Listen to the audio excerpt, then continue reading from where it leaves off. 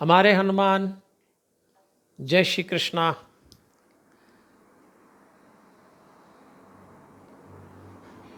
नवरात्रि का आनंद चल रहा होगा और हम श्रीमद् देवी भागवत महापुराण के तीसरे दिन के प्रसंगों में प्रवेश कर रहे हैं। पवन तनये तुम एक आधारा,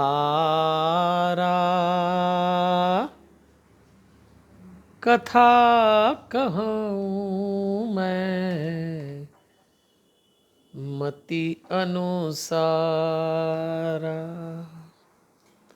वक्रतुंड महाकाय सूर्यकोटि समप्रभ, निर्विघ्नं कुरु मे देव, शुभ कार्येषु शुभ सर्वदा।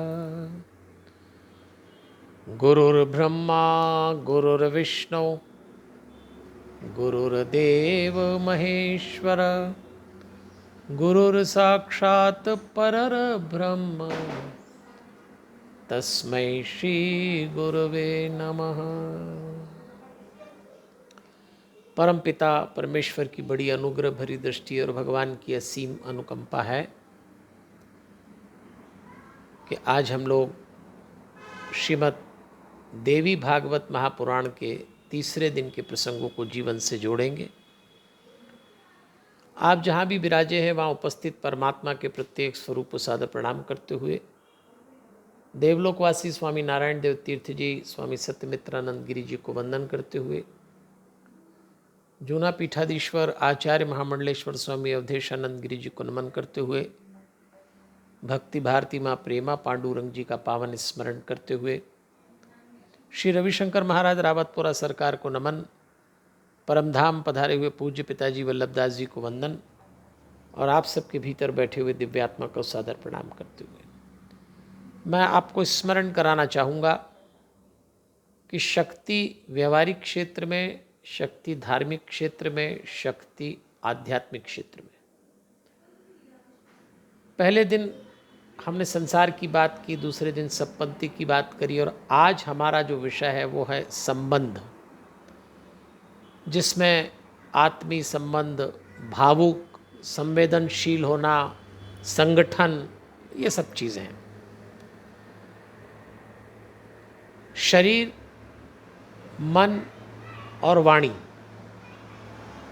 ये धार्मिक संचय के क्षेत्र हैं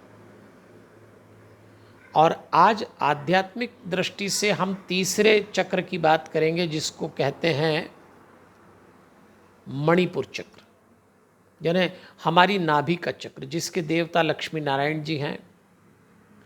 पंच तत्व में इसका तत्व जल है। इसकी जो पॉजिटिविटी वो संतोष है। अगर ये चक्र जागृत है और आपको ऐसा लगता है कि इस चक्र पे आपने काम किया तो आप बहुत संतोषी हो जाएंगे, आपको अच्छा लगेगा। बस यहीं से आरंभ करते हैं। आज की कथा में सबसे पहले नर और नारायण की कथा आती है। व्यास जी जन्मेजय को कथा सुनाते हुए कहते हैं, इस संसार में बहुत कम लोग हैं जिनकी बुद्धि द्रोह से वंचित हो।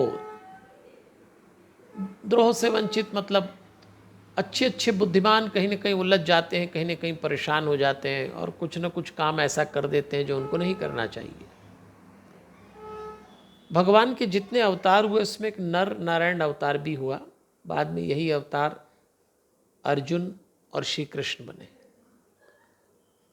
हम इस प्रसंग को इसलिए लेंगे कि नर और नारायण बद्रिकाश्रम में तपस्या कर रहे थे। इंद्र को लगा कि मेरा आसन लेना चाहते हैं, तो इंद्र ने अपनी अप्सराएं भेजी, मेनका, रंभा, तिलोत्तमा, पुष्पगंधा, सुकेशी, महाश्वेता, मनोरमा, घृताची, गीतज्ञा, ये सब उनकी अप्सराएं नर नारायण की तपस्या को भंग करने लगी। तो नारायण ने सोचा कि सबक सिखाया जाए, तो अपनी जंघा से उन्होंने एक देवी पैदा की। जंघा को उरु कहते हैं ना, उरु।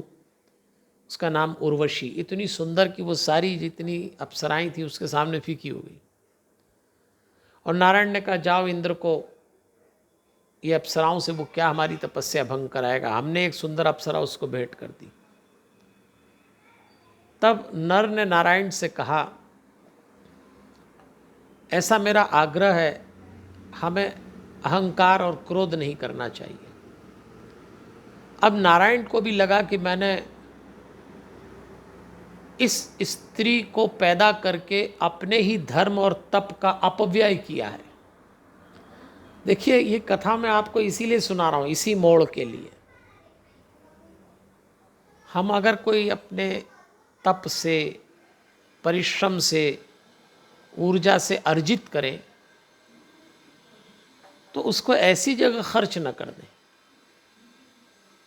बहुत दुनिया में ऐसे साधन है जहां हम अपना अर्जित खर्च कर देते हैं बेकार में। नारायण को लगता है ये तो बिल्कुल मैंने ऐसा किया और मेरी दशा ऐसी हो गई जैसे अपने ही बनाए हुए जाल में मकड़ी फंस जाती। मुझे ऐसा नहीं करना चाहिए था।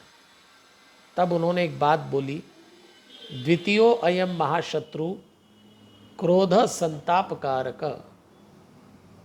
मनुष्य के दो बड़े शत्रु हैं, पहला है अहंकार और दूसरा है क्रोध।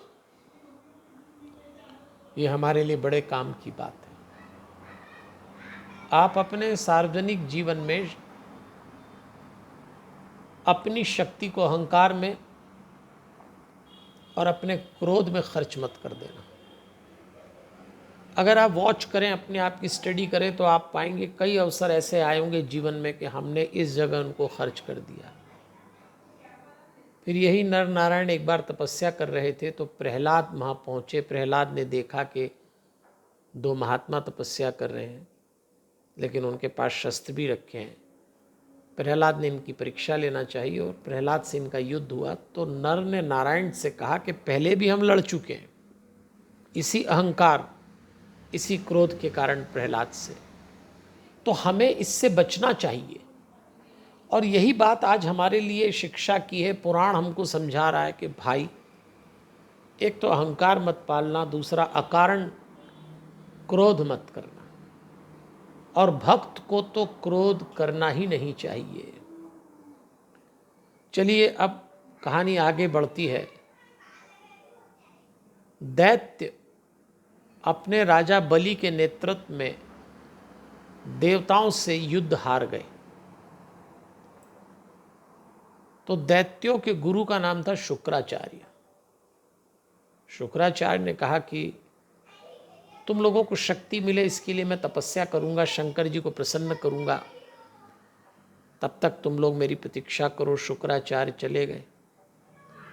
अब जब शुक्राचार्य चले गए तो देवताओं ने विचार किया कि इनकी तपस्या को भंग किया जाए। इधर सारे दैत्य शुक्राचार्य जी की माता की शरण में गए। विष्णु जी ने देखा ये उपद्रव करके वहाँ छुपते हैं तो उनकी माता यानी भृगु ऋषि की पत्नी का मस्तक उतार दिया। भृगु ऋषि को भी क्रोध आया। उन्होंने विष्णु जी को कहा कि आपने ये जो किया है देवताओं के हित में, ये ठीक नहीं किया, तो मैं शाप देता हूँ कि आपको कई अवतार लेना पड़ेंगे और उस अवतार के कष्ट भी उठाना पड़ेंगे। अपनी पत्नी को तो मैं जीवित कर दूंगा। इधर शुक्राचार्य जी तपस्या कर रहे थे तो इंद्र ने अपनी कन्या जयंती को भेजा। जयंती ने उनकी सेवा की तो शुक्राचार्य जी जयंती पर मोहित होकर कहते हैं चलो अपन गृहस्थ जीवन बसाएं, और उसके साथ गृहस्थी जीने लगे। तब देवताओं ने अपने गुरु बृहस्पति से कहा कि असली शुक्राचार्य वहाँ अटक चुके हैं, आप एक काम करिए, आप शुक्राचार्य का वेश बना लें और देवताओं के पास पहुँच जाएं और देवताओं के लिए एक ऐसा यज्ञ करिए जिससे उनका हित हो जाए। देवताओं के गुरु बृहस्पति नकली शुक्राचार्य बन के चले गए। देखिए विकृत मन वाला प्राणी क्या नहीं कर जाता है। उनको ऐसा नहीं करना चाहिए पर कर गए। साक्षात देव गुरु पाखंड के पंडित हो गए। सोचिए, अन्यो अपि गुरु वेप्यम जातः पाखंड पंडित।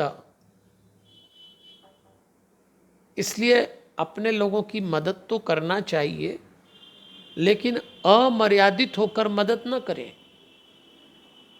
आज हम कई लोगों को देखते हैं, वो अपने लोगों की मदद करने के लिए सीमाएं तोड़ देते हैं, जैसे इन्होंने तोड़ी। खैर, जब ये नकली शुक्राचार्य वहाँ पहुँचे बृहस्पति जी, उसी समय असली शुक्राचार्य आ गए। दैत्यों ने अपने असली गुरु को तो नकली समझा, नकली का मान किया और भगा दिया। जब पता लगा कि ये तो बृहस्पति हैं, तो अपने असली गुरु से क्षमा मांगी। वो तो क्रोधित थे, लेकिन उन्होंने क्षमा कर दी। कथाएं ऐसी बहुत सारी एक के बाद एक आएंगी, पर इस कथा के पीछे जो संदेश है वो यही है कि जीवन में मोह में आकर, अपनेपन में आकर गलत काम मत करिएगा। भगवान ये सारी लीलाएं अपने पात्रों के माध्यम से हमको बताते हैं। और वो जो अप्सराएं इंद्र ने भेजी थी नारायण को आकर्षित करने के लिए, नारायण ने तो उर्वशी पैदा कर दी। तो अप्सराएं बड़ी दुखी हुई कि आप हमें ग्रहण करें। तो नारायण ने कहा अभी तो नहीं, पर जब मैं कृष्ण अवतार में कृष्ण बनूंगा तो 16,100 रानियों के रूप में आपको स्वीकार करूंगा। तो ये वही अप्सराएं, कृष्ण अवतार में भगवान उनको अपनी अर्धांगिनी होने का अधिकार देते हैं। अब देवी भागवत में व्यास जी जन्मे जैसे कहते हैं, मैं तुम्हें कृष्ण अवतार की कथा सुनाऊंगा। कृष्ण अवतार की कथा तो मैं आपको इस लॉकडाउन में अनेक बार अलग अलग ढंग से सुना चुका हूँ। देवी भागवत में भी कृष्ण अवतार में यही कथा आती है कि पृथ्वी देवताओं के पास पहुंची, देवता ब्रह्मा जी के पास, ब्रह्मा जी विष्णु जी के पास ले गए। फिर भगवान ने कहा मैं आ रहा हूँ। भगवान वसुदेव देवकी के यहाँ कारागृह में आते हैं। फिर भगवान गोकुल, ब्रज, मथुरा, द्वारका, इंद्रप्रस्थ, ये सब लीला बहुत संक्षेप में इसमें भी बताई। लेकिन इसमें एक प्रसंग और आता है। एक बार भगवान कृष्ण पांडवों की गतिविधि से थोड़े दुखी भी हो गए। उपमन्यु जी के पास सीखने गए। उपमन्यु भी उनके गुरु थे। कृष्ण ने उपमन्यु जी एक मुनि थे, उनको कहा कि मैं आपको गुरु मानता हूँ। वहाँ उन्होंने तपस्या की, पुत्र कामना से तपस्या की थी। और उसी समय भगवान शंकर पार्वती जी के साथ प्रकट हुए कृष्ण जी के सामने। उवाच गिरिधा देवी प्रणतम मधुसूदनम। यहाँ प्रसंग आता है कि शंकर जी ने तो भगवान को आशीर्वाद दिया, लेकिन कृष्ण जी ने देखा शिव जी के पास पार्वती जी खड़ी हैं, तो कहा माता जी प्रणाम, आप भी मुझे आशीर्वाद दे दीजिए। पार्वती जी को ये बहुत अच्छा लगा।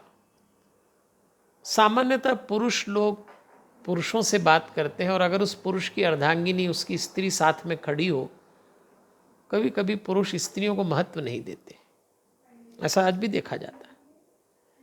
लेकिन भगवान कृष्ण जानते थे, तो उन्होंने पार्वती जी को उतना ही महत्व दिया। तो पार्वती जी बहुत प्रसन्न हुई और आशीर्वाद दिया, कृष्ण कृष्ण महाबाहो संसारे अस्मिन राधिप। कृष्ण जी, हे महाबाहो, इस संसार में आप सर्वश्रेष्ठ गृहस्थ होंगे। ये बात मुझे इसलिए भी अच्छी लगती कि इस नवरात्रा में आप देवी से कहिए, माँ आप जो भी आशीर्वाद दें, हमारी गृहस्थी श्रेष्ठ हो, ऐसा आशीर्वाद। ये तो माँ पार्वती जी ने कृष्ण जी को दिया आशीर्वाद श्रेष्ठ गृहस्थ होने का, तो हमें क्यों नहीं देंगी। और श्रेष्ठ गृहस्थ होने का एक ही अर्थ है, अपने घर में सुख दुख को सहते हुए शांति से रहना। फिर ग्रंथकार ने महिषासुर वध में महालक्ष्मी का जो माता जी ने महालक्ष्मी का रूप रखा और महिषासुर का वध किया, ये कथा आती है। और महालक्ष्मी कैसे बनी, सारे देवताओं ने अपना अपना अंश दिया, इस बात से बनी। तो कहने का मतलब ये है, देवी भागवत सिखाना चाहता है, दुर्गुणों का नाश करने के लिए आपको अपनी शक्ति को नए नए रूप देना पड़ेगा। फिर शुंभ निशुंभ का वध किया भगवती के रूप में, भगवती के रूप में शुंभ और निशुंभ का वध किया। फिर वही बात सामने आई, और बात यह है कि अपनी शक्ति का सदुपयोग आप कैसे करते हैं, ये आपकी बुद्धिमानी मानी जाएगी। शक्ति सबके भीतर है, और ये जो नवरात्रे के पर्व हैं ये तो हैं ही इसीलिए। तो देखिए, शक्ति आपके भीतर है, आप उसका कैसे उपयोग करते हैं ये इस पे निर्भर करता है। दूसरों के द्वारा जो नज़रअंदाज किए गए अवसर हैं, आप उनको पकड़ लीजिए, यह है शक्ति का सदुपयोग। मात्र शक्ति के संघर्ष को सम्मान दें, यह है नवरात्रि का संकल्प। आज भी इन दोनों देवियों के माध्यम से ग्रंथकार कहना चाहता है कि सारे पराक्रम पुरुष कर ले, ऐसा मानना नादानी होगा। लेकिन आज भी मात्र शक्ति के संघर्ष को पुरुष रिकॉग्निशन, यानी जिसको कहते हैं ना, मान सम्मान नहीं दे पाता। अच्छा, स्त्रियों की क्या मांग होती है? कुछ पल, कुछ क्षण हमारे हों, वो अपने पुरुष से ही मांगती है। पुरुष का स्वभाव है अपने काल को फैलाना। पुरुष भीड़ में जीना पसंद करता है, स्त्री भाव में जीना पसंद करती है। पुरुष को उघाड़ने में विश्वास है। किसी पुरुष को आप सतह पर भी समझ सकते हैं, लेकिन किसी स्त्री को समझना हो तो आपको गहराई में जाना पड़ेगा। इसलिए वो स्त्री आपकी माँ हो, भाभी हो, बहन हो या पत्नी हो, उसको समझने में और उसके बारे में निर्णय लेने में जल्दी न करें, धैर्य से समझें। और इसीलिए लोगों ने मात्र शक्ति का दुरुपयोग किया, गलत समझा। स्त्री के प्रेम में पुरुष ने मांग देखी, स्त्री की सेवा में पुरुष ने स्वार्थ देखा, स्त्री के पराक्रम में पुरुष ने विद्रोह देखा, स्त्री की सक्रियता को पुरुष ने अनुशासनहीनता माना, और स्त्री की बुद्धि को पुरुष ने अबोध मूर्खता का नाम दिया। अब विचार करिए, क्या ये ठीक है? इसलिए देवी भागवत में महिषासुर और शुंभ निशुंभ के वध के समय महालक्ष्मी और भगवती जी की जो लीला आई है, उस लीला ने हमें यही समझाया, मात्र शक्ति का मान करिएगा, मात्र शक्ति का मान करिएगा। इस नवरात्रि में हमको ये संकल्प लेना पड़ेगा कि जीवन में बड़े अभियान, खासतौर पे दुर्गुणों के मिटाने के अभियान, तो मात्र शक्ति से ही पूरे होंगे। फिर ऐसा कहा है, आगे प्रसंग आता है कि देवी महात्म्य में राजा सूरत की कथा आती है, समाधि वैश्य की कथा आती। इन दोनों के जीवन में जब विपरीत आया तो इनके गुरु ने समझाया, एक राजा थे, एक वैश्य थे, कि आपके जीवन में जो कठिन समय आया इसके पीछे भगवान की माया है। अब आज का जो प्रवचन है इस माया से समाप्त हो रहा है। माया भी शक्ति का रूप है, और यदि आप माया से पार जाना चाहते हैं तो केवल और केवल भगवान की कृपा ही बचा सकती है। अच्छे अच्छे बुद्धिमान माया के सामने पछाड़े गए, माया के सामने हार गए। तो देवियों और सज्जनों, आज मैं आपसे सिर्फ ये निवेदन करना चाहूँगा, और आज की कथा के समापन के समय ग्रंथकार ने लिखा, इस पवित्र प्रसंग को सुनने पर ज्ञान, मोक्ष, कीर्ति और सुख मिलता है। आज हमें ज़रूरत है ज्ञान की, मोक्ष, कीर्ति और सुख की। ये जितने प्रसंग आज संक्षेप में मैंने आपको बताए, तो मेरा आपसे निवेदन है, आज का विषय था संबंध। हरिओम। तो अपने संबंधों में शक्ति का सदुपयोग करिए और उससे फिर अपना जीवन संवारिए। और आज का चक्र क्या था? मणिपुर चक्र। मणिपुर चक्र जीवन का केंद्र है। मैं कई बार आपको निवेदन कर चुका हूं, याद दिला चुका हूं कि हम जीवन में पहली बार इस संसार में अपनी मां से यहीं से कटकर आए। इसलिए इस चक्र पे रोज काम करिए। मैं प्रतिदिन एक एक चक्र बताता हूं, उसकी विशेषता बताता हूं और आपसे निवेदन करता हूं कि सोने के पहले, उठने के बाद अपने चक्रों पे जरूर काम करिएगा। तो आज हमने नर नारायण, नकली शुक्राचार्य, कृष्ण जी की भी कथा सुनी, महिषासुर, शुंभ और निशुंभ का वध, राजा सुरथ, समाधि, वैश्य, इनके माध्यम से माया, इस सब की चर्चा की। और कल जब हम कथा आरंभ करेंगे, इंद्र, त्वष्टा, विश्वरूप, इसकी एक अनूठी कथा आएगी। विश्वामित्र जी और वशिष्ठ जी में कलह हो गया, दो ऋषि कैसे लड़ेंगे ये देखेंगे। विष्णु जी बड़े अच्छे ढंग से नारद को माया के बारे में समझाएंगे। सुकन्या च्यवन ऋषि की कथा आएगी और एक सुंदर ढंग से कल की कथा समाप्त होगी कि मां जगदम्बा ने राजा हिमालय को अष्टांग योग का ज्ञान दिया था। आज मैं आपसे अनुमति ले रहा हूं और इस निवेदन के साथ अनुमति ले रहा हूं, अपने मणिपुर चक्र पर जरूर काम करिए। हमारे हनुमान। जय श्री कृष्णा, जय श्री कृष्णा।